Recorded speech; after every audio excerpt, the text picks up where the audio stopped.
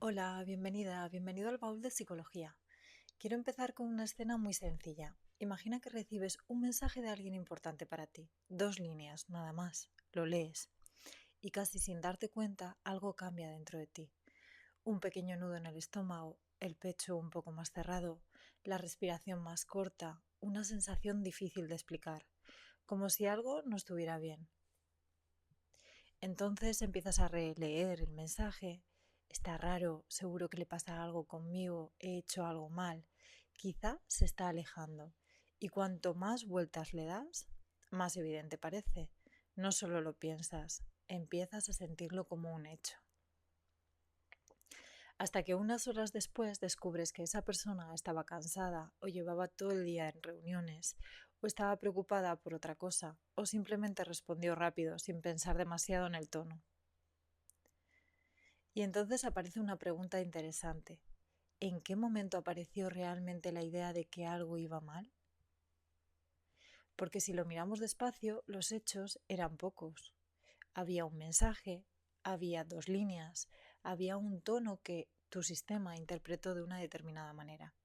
Y después, todo un mundo empezó a construirse dentro de ti. Y quiero decir algo antes de seguir.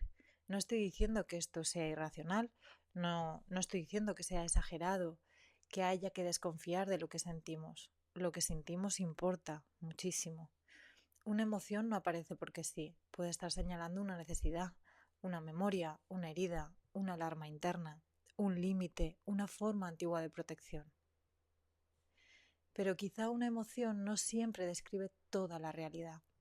Quizá una emoción nos da información sobre nuestro estado interno, sobre nuestra historia, sobre nuestras necesidades, sobre nuestros miedos, sobre lo que el cuerpo aprendió, pero no siempre puede hacer sola el trabajo de interpretar el mundo completo. Y de eso quiero hablar hoy, de cómo construimos la realidad cuando nuestro cerebro, a través del sistema nervioso, está continuamente interpretando lo que ocurre, de cómo nuestras emociones tienen sentido, pero no siempre son una sentencia sobre la realidad, y de cómo podemos escuchar profundamente lo que sentimos sin perder del todo la mesa común que compartimos con los demás. Mientras preparaba este episodio me pasó algo curioso. Escuché una entrevista de Eva Illouz y dijo una frase que me hizo detener el audio. Tuve que volver unos segundos atrás para comprobar que la había escuchado bien. Decía algo así como: las emociones no ayudan a construir un mundo común, incluso pueden llegar a socavar esa posibilidad. Y mi primera reacción fue de rechazo. Pensé, ¿cómo puede decir algo a alguien que lleva décadas estudiando precisamente las emociones? Porque si hay algo que intento transmitir una y otra vez en este podcast, es justo lo contrario, que las emociones tienen sentido, que no aparecen porque sí, que no son una señal de debilidad, ni de inmadurez, ni de que haya algo roto en nosotras.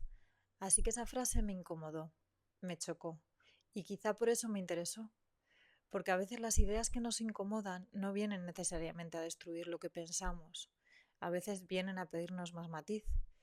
Y cuanto más la pensaba, más comprendía que quizá Illouz no estaba cuestionando las emociones en sí, quizá estaba señalando otro riesgo, el riesgo de que cada una de nosotras quede encerrada dentro de su propia experiencia emocional, como si esa experiencia fuera la totalidad de lo real. Porque una cosa es reconocer que una emoción tiene sentido, y otra muy distinta es pensar que una emoción describe necesariamente la realidad completa. No sé si notas la diferencia, pero creo que ahí ocurre algo muy importante. Validar una emoción no es lo mismo que confirmar una interpretación. Si siento miedo, el miedo es real, está ocurriendo en mi cuerpo, puede cambiar mi respiración, puede tensar mi mandíbula, puede hacer que mire el mundo desde un lugar mucho más estrecho. Pero que mi miedo sea real no significa automáticamente que todo sea peligroso. Si siento rechazo, esa sensación es real. Puede doler muchísimo, puede tocar memorias antiguas de abandono, de no haber sido elegida, de haber tenido que esforzarme para que alguien se quedara. pero que yo sienta rechazo no significa necesariamente que la otra persona me esté rechazando ahora. Si siento vergüenza, la vergüenza es real. Puede encogerme, puede activar esa sensación antigua de hay algo mal en mí.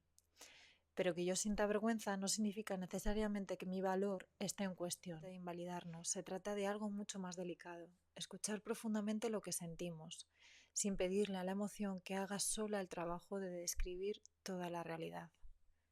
Nuestro cerebro no funciona como una cámara, no registra simplemente lo que ocurre, no observa el mundo de forma neutra y después responde. Nuestro cerebro está continuamente generando predicciones. Hace hipótesis, anticipa, busca patrones, compara el presente con experiencias anteriores, integra señales del cuerpo, del entorno, de la memoria, del vínculo y trata de responder rápido a una pregunta básica. ¿Estoy a salvo? Y esto tiene mucho sentido, porque desde el punto de vista de la supervivencia, esperar a tener toda la información no siempre era útil.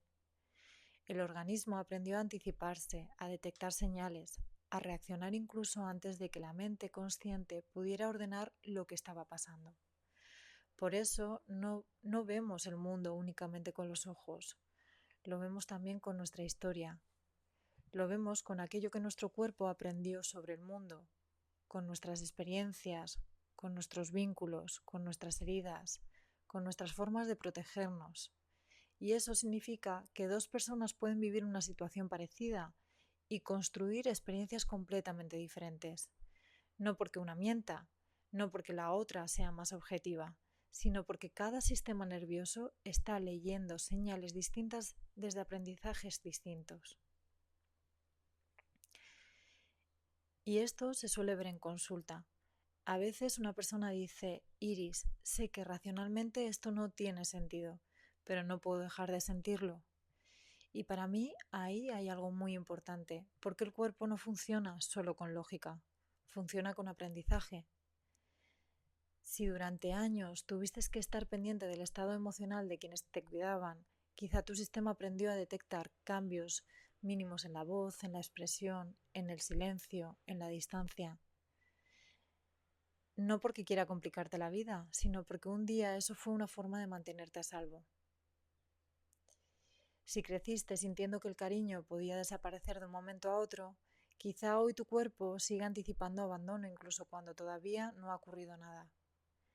Si aprendiste que equivocarte podía tener consecuencias muy duras, quizá hoy una crítica pequeña se siente como una amenaza enorme. Y esto no significa que estés rota, significa que tu sistema nervioso aprendió a leer el mundo desde determinados mapas.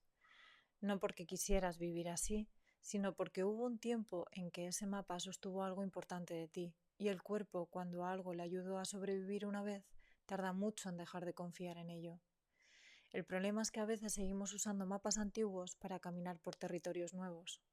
Y aquí aparece una distinción que me parece central.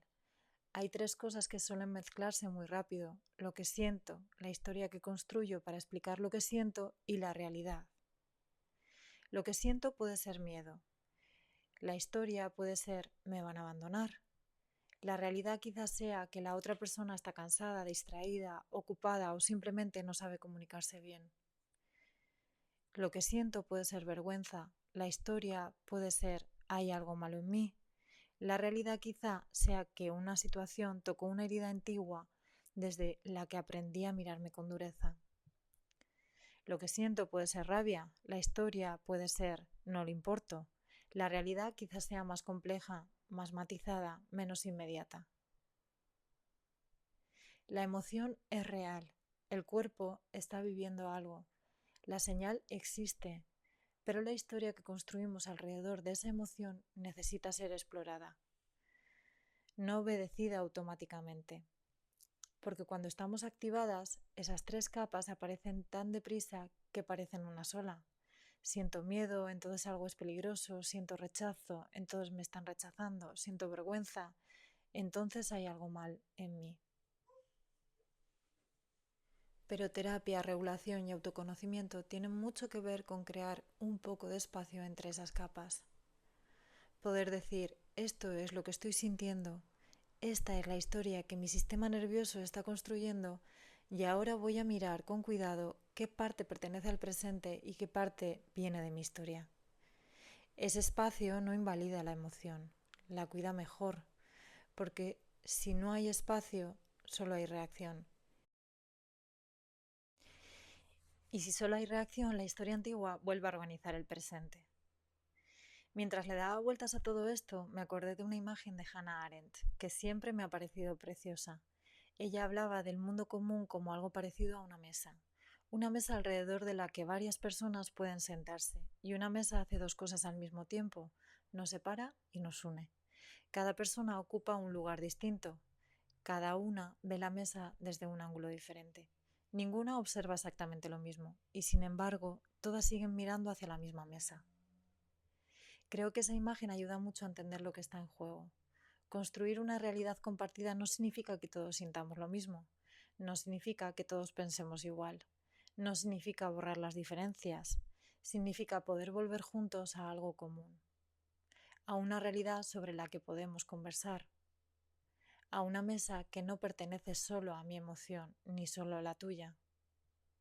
Y aquí la filosofía no se queda lejos de la vida, al contrario, aparece en una discusión de pareja, en un silencio que interpreto como rechazo, en una mirada que leo como juicio, en una conversación donde cada persona está convencida de que la otra no la entiende. Aparece cuando digo, es que yo lo siento así. Y eso es verdad, lo siento así. Pero la pregunta quizá es, ¿podemos quedarnos solo ahí?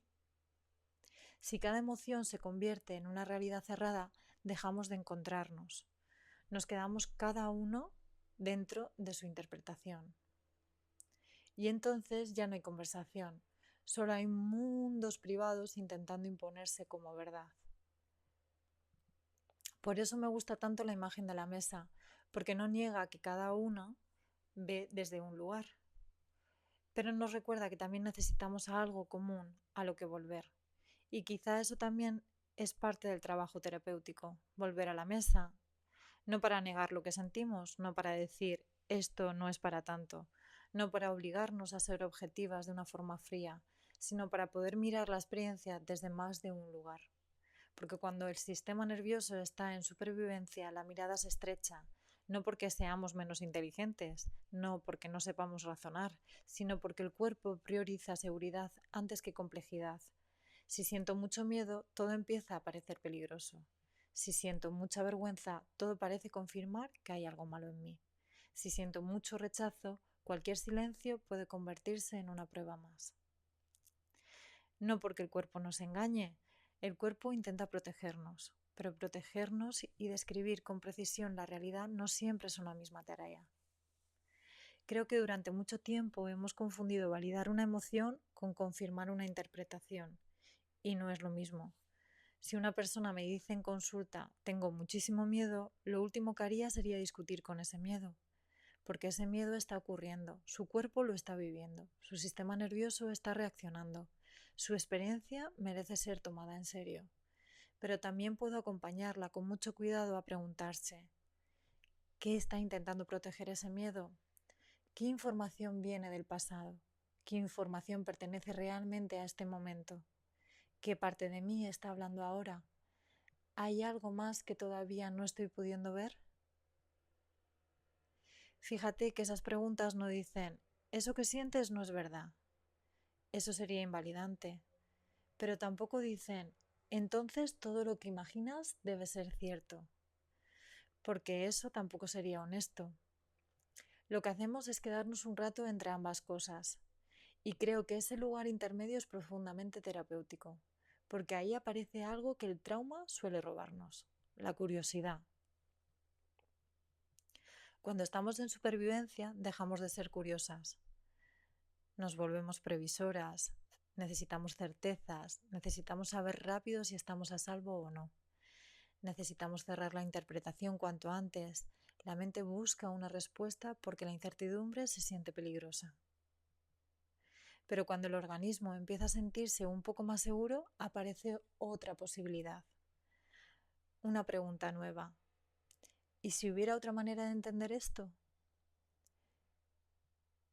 Y para mí esa pregunta ya es regulación, porque regular el sistema nervioso no consiste únicamente en sufrir menos. También consiste en recuperar amplitud. Amplitud para mirar, para matizar, para escuchar, para no quedar atrapados en la primera interpretación que aparece cuando el cuerpo se activa. Regularnos no es dejar de sentir, es poder sentir sin que la emoción tenga que ocuparlo todo. Y esto tiene una dimensión profundamente relacional, incluso ética. Porque cuanto más regulada estamos, más capaces somos de escuchar sin sentirnos inmediatamente amenazadas. Más capaces somos de tolerar que otra persona vea la mesa desde otro lugar, de no convertir cada diferencia en un ataque, de no confundir cada incomodidad con peligro. Y creo que esto hoy es especialmente importante. Vivimos rodeadas de respuestas rápidas, de opiniones que se forman casi antes de respirar, de pantallas que nos devuelven una y otra vez lo que ya miramos, lo que ya creemos, lo que ya sentimos. Y casi sin darnos cuenta podemos empezar a confundir nuestra experiencia con la única realidad posible. Pero una vida psíquica, más regulada, más madura y más libre, quizá implica poder decir, esto es lo que siento, esto tiene sentido en mi historia, y aún así voy a seguir teniendo curiosidad por aquello que quizá todavía no estoy viendo. Quizá por eso me incomodó tanto aquella frase de Eva Illouz al principio, porque pensé que estaba cuestionando las emociones y ahora creo que no. Creo que estaba señalando algo más delicado.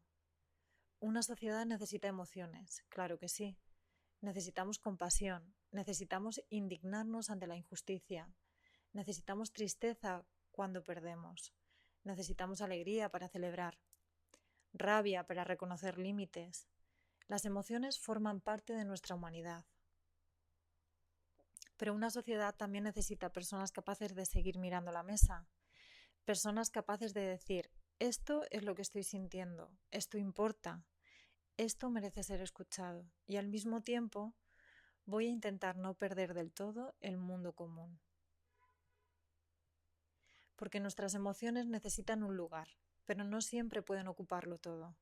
No porque haya que reducirlas, no porque haya que desconfiar de ellas, no porque haya que volver a esa vieja violencia de decir no sientas tanto, sino porque sentir profundamente también puede incluir responsabilidad.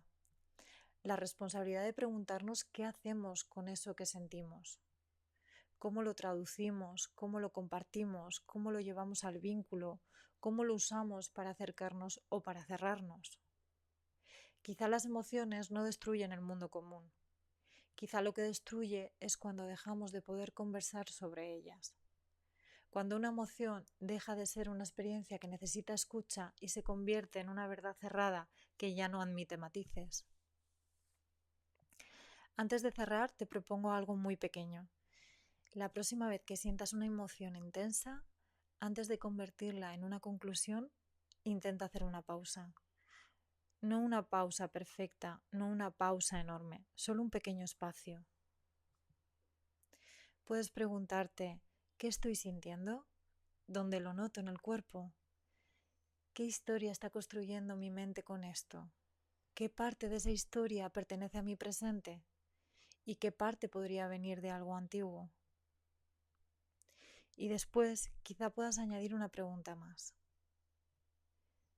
¿Hay algo más que todavía no estoy viendo?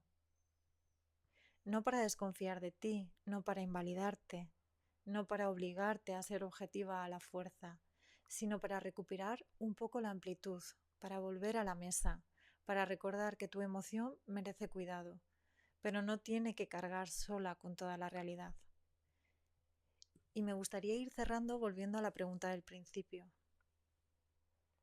¿Cómo construimos la realidad cuando nuestro sistema nervioso nunca deja de interpretarla? Quizá la respuesta no sea intentar dejar de interpretar. Eso sería imposible. Todos interpretamos, siempre. La pregunta quizá sea otra. ¿Puedo reconocer dónde estoy interpretando? ¿Puedo escuchar lo que siento sin convertirlo inmediatamente en una sentencia? ¿Puedo cuidar mi emoción y al mismo tiempo seguir mirando la mesa? Porque Quizá ahí hay una forma distinta de entender la regulación, no solo como una manera de aliviar el sufrimiento, sino como una forma de ampliar nuestra mirada, de recuperar curiosidad, de construir vínculos más seguros, de volver a participar en un mundo compartido sin tener que negar lo que sentimos. Sanar no consiste en dejar de sentir, ni dejar de tener miedo, ni siquiera en dejar de interpretar. Quizás sanar tenga más que ver con conocer que nuestra historia influye en nuestra mirada, pero no tiene por qué ocupar todos los asientos. Quizás sanar sea poder volver a sentarnos a la mesa con nuestra historia, sin expulsarla, sin negarla, sin avergonzarnos de ella, pero también sin dejar que decida, ella sola, todo lo que somos capaces de ver. Y quizá comprender no consista en encontrar respuestas definitivas. Quizá comprender consista en aprender a hacernos preguntas cada vez un poco mejores. Si este episodio te ha ayudado a mirar tus emociones desde otro lugar, puedes compartirlo con alguien que también esté intentando comprenderse sin perder el contacto con la realidad que comparte con los demás. Y si quieres seguir profundizando en trauma, apego, cuerpo, sistema nervioso y regulación emocional, puedes encontrar más recursos en el baúl de psicología. Puedes escribirme a info@elbauldepsicología.com o visitar la página web. Gracias por estar aquí, gracias por escuchar y gracias sobre todo por seguir haciendo este espacio para pensar conmigo. Nos escuchamos en el próximo episodio.